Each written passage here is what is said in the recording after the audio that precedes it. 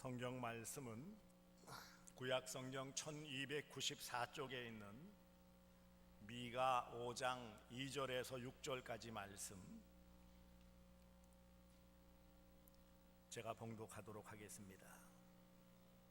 구약 성경 미가 5장 2절에서 6절까지 말씀 제가 봉독합니다.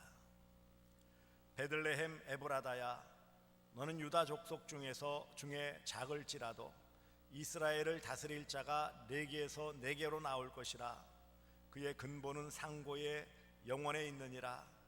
그러므로 여인이 해산하기까지 그들을 붙여두시겠고, 그 후에는 그의 형제 가운데에 남은 자가 이스라엘 자손에게로 돌아오리니, 그가 여호와의 능력과 그의 하나님 여호와의 이름이 위엄을 의지하고 서서 목축하니 그들이 거주할 것이라.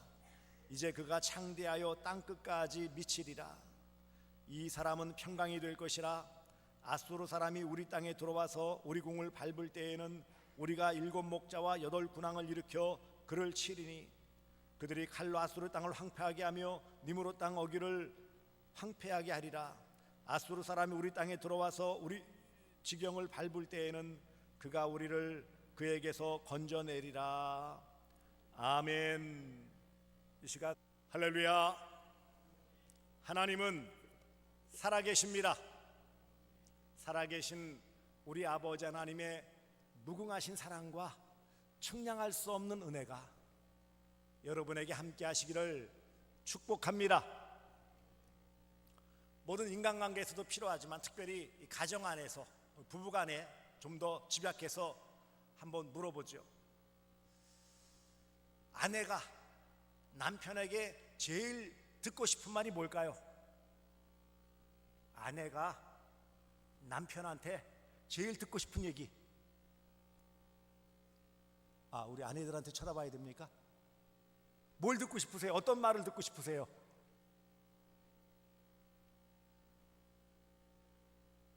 물론 여러 가지 말 듣고 싶겠지만 가장 듣고 싶은 말은 사랑해 라는 말이랍니다.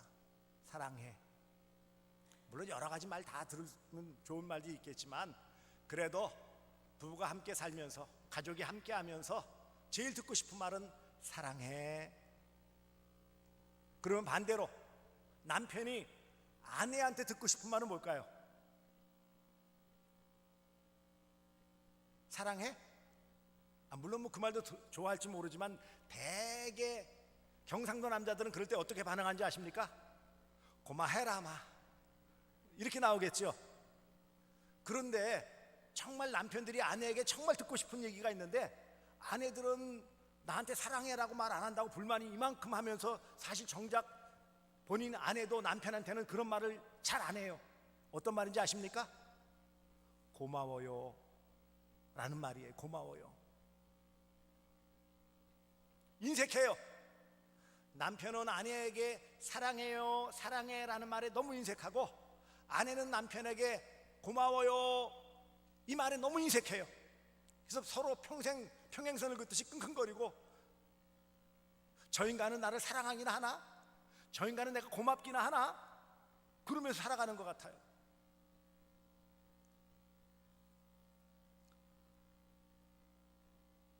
자녀가 부모에게 듣고 싶은 말이 뭘까요?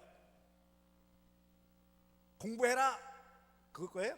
말 잘 듣고 똑바로 해, 이런 말일까요? 부담스러워하지만 그래도 자녀가 부모에게 듣고 싶은 말은 그래도 나는 너를 믿는다, 믿어줄게 라는 말이라고 해요. 종합해서 사랑해, 사랑해요, 고마워요, 믿습니다 라는 말을 제일 듣기 좋아하시는 분은 바로 우리 아버지 하나님이십니다. 우리 아버지 하나님은 뭐 여러 가지 형편없는 모습, 이런저런 부족한 모습을 보여도 그래도 뭐라고요? 하나님 감사합니다, 아버지 하나님 사랑해요, 믿습니다. 부족하고 엉터리 같은 모습 보여도 그래도 입술의 고백으로 믿습니다, 이거를 가장 기뻐하시고 듣고 싶어 하신다는 사실을 꼭 기억하시기 바랍니다. 우리의 신앙생활에 있어서도 부부간이나 인간관계 모든 면에서도 사실 이 기본적인 단어만 잘 활용하고 표현해도 큰 문제는 해결되어져요. 적어도 가슴앓이 하면서 어이구 이거 어떻게 해야 되나 하는 그런 부분들은 많이 해소되어진다고 그래요. 돈 들어가는 것도 아니고 앞으로 좀 부부간에 가족간에 실천하시고 우리 신앙생활에도 이런 표현들을 잘 하시기를 주님의 이름으로 축복합니다. 오늘 미가서 5장 2절에서 6절까지의 아주 대단히 중요한 단어는 평강이라는 단어예요. 5절에 보시면 이 사람은 결국 다 앞뒤 문맥 전체를 보면 예수 그리스도 메시아를 가리켜요. 유다 지파에서 오실 메시아 이 사람은 평강이 될 것이라. 평강, 샬롬이 된다. 그런데 이 미가 선지자는 이사야 선지자와 거의 동시대에 살던 사람입니다. 북이스라엘은 아수르에 멸망당하고 지금 아수르에게 시달림을 당하고 있는 어려운 때예요. 그리고 5장 1절과 그 앞서 부분에는 또 한편으로는 미가 선지자를 통해서 이제 바벨론에 의해서 어려움을 당할 것이고 망할 것이다 라는 아주 슬픈 소식을 듣게 되어져요. 그런데 그런 현실적으로는 아수르라는 강대국의 강한 나라에 지금 시달림을 당하고 어려움을 겪고 있는 상황에서 그거보다 더 강한 나라가 나타나 이 바벨론이 유다를 멸망시킬 것이다 라는 우울한 소식, 비극적인 소식을 전달하면서 주신 말씀이 그런데 베들레헴 에브라다 작은 마을에 우리를 다스릴 사람이 나올 것이고 그 사람은 우리에게 평강이 될 것이고 평안을 주실 것이다 라는 약속의 말씀을 주시는 거예요. 현실적으로 이 미가 선지자의 주시는 말씀을 유다 백성들이 들었을 때 아이고 감사합니다, 고맙습니다, 믿습니다, 하나님 사랑합니다 라고 고백을 할 수 있을까요? 쉽게 받아들일 수 있을까요? 아니요. 결론적으로 말씀드리면 안 받아들였어요.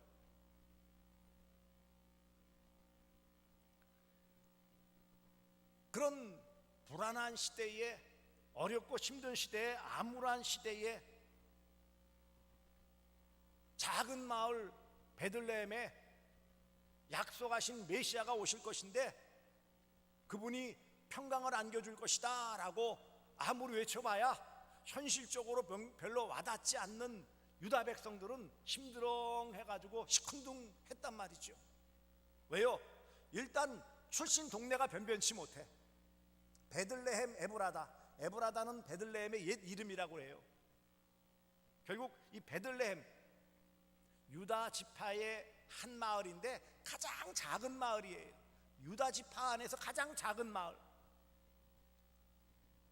그런 작은 마을에서 누가 태어난다 그러면 별로 눈여겨보지 않겠지요.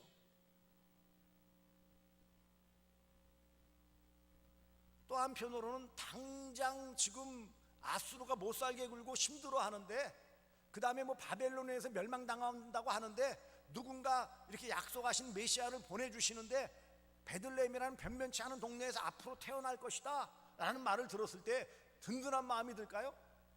아니에요. 그래서 뭐 어쩌라고요? 그래서 이런 생각이 들 거라고요. 뛰어난 장수 지략가가 태어나고 뭔가 좀 군사력에 도움이 되어지고 나라를 튼튼히 지키는데 뭔가 좋은 소식이 들려줘야 되는데 그래야 마음의 평안을 얻을 수 있는데 그런 소식이 아니라 작은 마을에 아기가 태어날 거야 이런 말씀은 별로 마음에 와닿지도 않고 그 마음에 평안을 안겨주지도 않는단 말이죠. 발등에 불이 떨어졌는데 당장 해결해줄 그런 어떤 존재가 아니라면 별로 환영하는 분위기도 아닐 것이에요. 한편으로는요, 미가 선지자, 이사야 선지자가 외쳤던 그 시대에는 영적으로는 너무 타락한 시대예요. 물론 히스기야 왕 때 어느 정도 반짝 좀 일으켜 세웠다고 하지만 전반적인 모든 상황은 우상을 섬기는 데 열심을 내었고 하나님 말씀에는 아예 귀마가 버리고 듣지 않던 시대예요. 제 멋대로 살던 시대예요. 그런데 뭐 누가 와서 어떻게 해준다? 그게 별로 마음에 와닿지 않습니다. 믿어지지도 않아요. 믿으려고 하지도 않는 시대예요. 여러분은 이 말씀에 대해서 어떻게 받아들이십니까?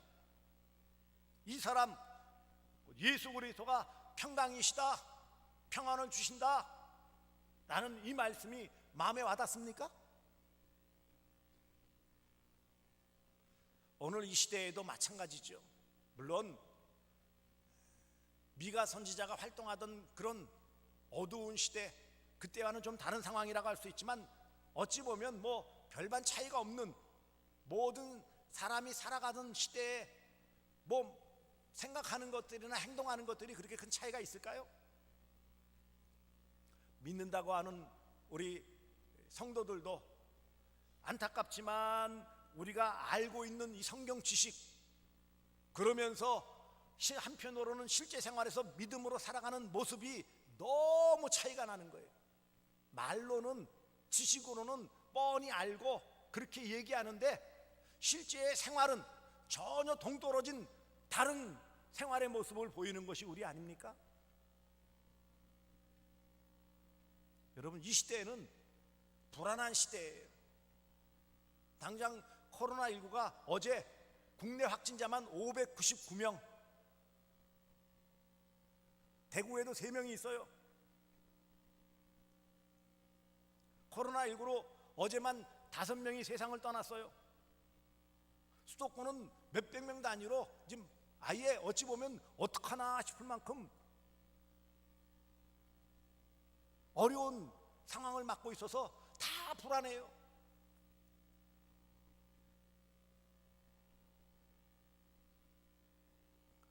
한편으로는요, 사람과의 관계가 너무 어려운 불화의 시대를 살고 있어요. 마음이 불안해서 그런지 모르지만 자꾸 모든 인간관계가 자꾸 엇박자를 놓고 있어요. 부부관계도 그렇고, 부모 자녀 간에도 그렇고, 형제 간에도 그렇고, 이웃 간에도 그렇고, 심지어 함께 믿음으로 하나 되었다고 하는 성도 안에서도 이런 갈등, 이런 것들이 나타나요. 나라를 볼 때 지역 간의 갈등, 이념적인 갈등, 계층 간의 갈등, 점점점 이것이 소위 양극화라고 해가지고 갈라져 있어요. 정치적으로는 아예 서로 극대극이에요. 똑같은 어떤 일에 대해서 어느 쪽은 무조건 박수 치는데 어느 쪽은 이유 여하를 막론하고 욕부터 하고 시작해요. 이런 불화의 시대를 살고 있어요. 나와 같지 않으면 도무지 받아들이지 않는 어려운 시대를 살고 있어요. 그래서 그런지 불안한 마음이 서로 갈등을 일으켜서 그런지 또 한편으로는요, 이 불평의 시대를 살고 있어요. 다 불만이 가득 차가지고 건드리기만 건드려봐라, 이런 얼굴 표정들이에요. 밝은 표정이 없어요. 다 어둡고, 더 나아가 도끼 눈을 하고 사나운 표정 짓고, 이런 불평의 시대. 그래서 다 무조건 불평이에요. 대통령 탓, 정치인 탓, 국회의원 탓, 지도자 탓, 누구 탓, 누구 탓, 부모 탓, 탓만 하고 있어요.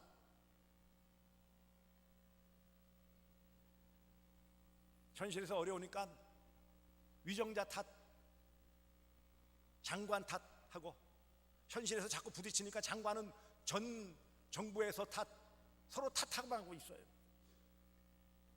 이런 불안한 시대, 불화의 시대, 불평의 시대, 어찌 보면 참 앞날이 캄캄해 보여요.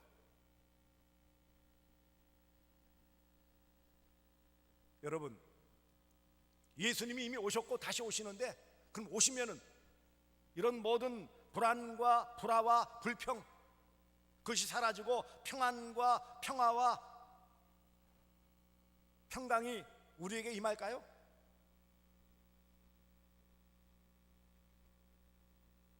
여기 분명하게 이 사람은 곧 예수 그리스도는 평강이 될 것이다, 평강이다, 그리고 평강의 왕으로 오셨다라고 성경은 말씀하는데, 과연 우리는 이 말씀을 받고 이 말씀 그대로 지식이 아닌 삶에서 그대로 인정하고 또 한편으로 그 평강을 누리고 살아가느냐고요. 지식으로 아는 그것이 아니고 실제 우리의 생활에서 이런 불안하고 또 불화의 시대, 불평이 가득한 이 시대에 그럼에도 불구하고 우리 믿음의 사람들은 이런 불안을 평안으로 바꾸고 불화를 평화로 바꾸고 불평의 시대를 평강으로 바꾸는 그런 삶의 모습이 도대체 있느냐고요. 세상 사람과 별로 차별이 없이, 믿지 않는 사람과 하등 별반 변별력도 없이 그냥 똑같이 불안에 가득해서 벌벌 떨고 불화하며 서로 갈등 일으키고 같이 그냥 불평하고 불만을 터뜨리고 있지는 않은지요. 오늘 미가 선지자를 통해서 주시는 예수 그리스도, 이 땅에 초림하신 예수 그리스도, 또 다시 오실 재림의 예수 그리스도는 평강이시다. 그분을 믿으면 그 마음의 평안을 누리고 관계에는 평화를 유지하고 모든 삶의 평온함을 누릴 수 있다, 누려야 한다라는 말씀이에요. 평강에 계신 예수님, 태어나신 베들레헴이라는 이 이름, 작은 떡집이라는 원래의 의미입니다마는 이 베들레헴이라는 데는 작은 떡집이라고 이름 붙일 만큼 비옥한 땅이고 풍요로움의 상징이에요. 예수님이 오셔서 가장 먼저 하신 일이 무엇일까요? 예수님께서 오셔서 육신으로 오셔서 세상 가운데서 공적인 사역을 시작하시면서 가장 많이 하신 일이 무엇일까요? 병든 자를 고쳐주시는 거였어요. 실제적인 육적인 그런 건강 상함을 고쳐주셨어요. 병든 자들을 고쳐주셨어요. 나병이라는 불치병을 고쳐주셨어요. 심지어는 가장 두려워하는, 인생에 가장 고민이 되어지는, 불안해할 수밖에 없는 죽음이라는 문제도 해결해 주셨어요. 이런 주님께서 오셔서 또 한편으로 주시는 것은 물질적인 풍요예요. 오병이어의 기적, 칠병이어의 기적과 같이 배고프고 가난한 사람들을 위해서 직접 먹여 주셨어요. 채워 주셨어요. 결핍으로 말미암아 벌벌 떨고 어쩔 줄 모르는 가나의 혼인잔치에서 물을 포도주로 만드셔서 물질적인 풍요를 채워주시고 불안도 사라지게 해주셨어요. 사람들에게 만족을 주셨어요. 하나하나의 사건이 결국은 당시대에 그 접했던 사람들에게만 주시는 것이 아니라 오고 오는 모든 세대에 그 예수를 마음에 받아들이고 평강의 왕으로 오신 예수님을 영접한 그 믿음의 사람들에게는 물질적인 평안, 그것도 허락해 주신다는 거예요. 평강, 평안, 화평, 평온 다 비슷한 말인데 특별히 평강이라는 말의 더 깊은 의미는 뭘까요? 평강은 원래 걱정이나 탈이 없음, 그다음에 무사히 잘 있음, 약간 좀 육적인 부분의 평화로움을 나타낼 때 평강, 강자는 건강하다 할 때 강자예요. 그러니까 육적인 부분에서의 평화로움이에요. 예수님이 오신 것은요, 여기 평강이라고 했어요. 오셔서 단지 허황된 그런 뜬구름 잡는 말씀만 주셔가지고 잘 될 거야, 무조건 천국 갈 거야, 이렇게 말씀하시는 것이 아니라 구체적으로 믿는 자들에게는 육적인 부분에서의 어려운 문제들도 해결해 주셔서 진짜 평강을 누릴 수 있도록 해 주셨고 해 주신다는 거예요.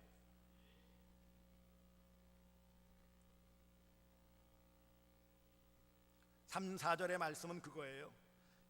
그들을 붙여주시겠고 남은 자들 돌아오게 하시겠고 의지하는 목축하고 창대하게 하고 끝까지 보호해 주시겠다라는 이 말씀이에요.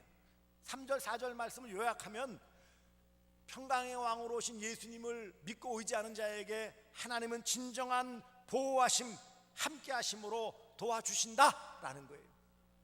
더 요약하면 육적인 문제를 해결해 주시겠다라는 말씀이에요.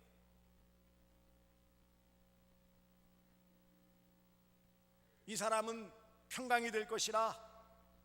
평강의 왕으로 오신 예수 그리스도, 초림하신 예수 그리스도, 또 다시 오실 예수 그리스도는 우리 모든 인생의 육적 평강, 걱정이나 탈이 없을 뿐만 아니라 무사히 잘 있는 물질적인 필요와 모든 결핍들을 채워주시고 함께 하시며 건강케 하시는 그 모든 일에 함께 해주시는 분이심을 믿으시기를 바랍니다. 주님은 기쁨으로 이런 배고파서 돌아가야 된 그런 백성들, 남자 장정만 5,000명, 그 외 사람도 많겠지만 다 모아서 그들에게 배불리 먹을 수 있도록, 그리고 12광주리 바구니 가득 부스러기가 남을 만큼, 배불리 먹고 남을 만큼 물질적인 부분, 육적인 부분도 풍성하게 채워주시는 평강의 주님이심을 믿으시기를 바랍니다. 뿐만 아니라 예수님은 평강이시라고 말씀하시면 정신적인 평안을 말씀하세요. 예수님은 늘 제자들에게 평안을 물으셨어요. 부활하신 다음에 가장 먼저 물으신 것이 무엇입니까? 평안하냐? 라고 물으셨어요.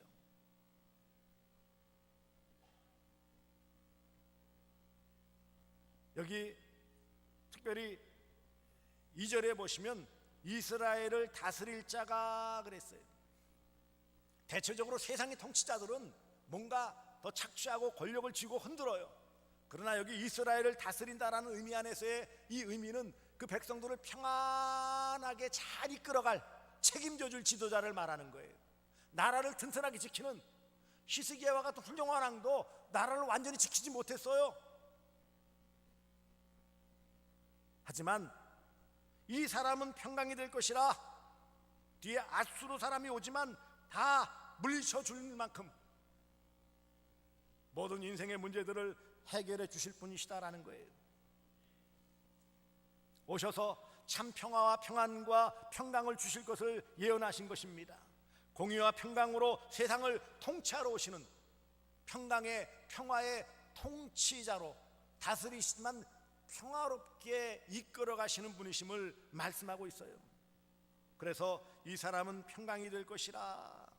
평강으로 오셔서 보호해 주시고 평안을 주시고 전쟁에서 승리케 하심으로 진정한 참 평화를 누릴 수 있도록 해주신다는 거예요. 팍스 로마나, 로마가 군사력으로 세상을 평화롭게 하겠다고 주장했지만 로마가 가는 곳마다 전쟁을 일으켰고 불화를 일으켰고 결국 불안케 만들었고 결국 로마 자신도 망하고 말았어요. 힘으로요? 국방력으로요? 경제력으로요? 아니요. 그것으로는 평화를 누릴 수 없어요. 오직 예수 그리스도, 평강의 왕으로 오신, 이 땅에 오신 예수 그리스도만이 진정한 마음의 평안을 누릴 수 있는, 진정한 샬롬을 주실 수 있는 분이심을 믿으시기를 바랍니다.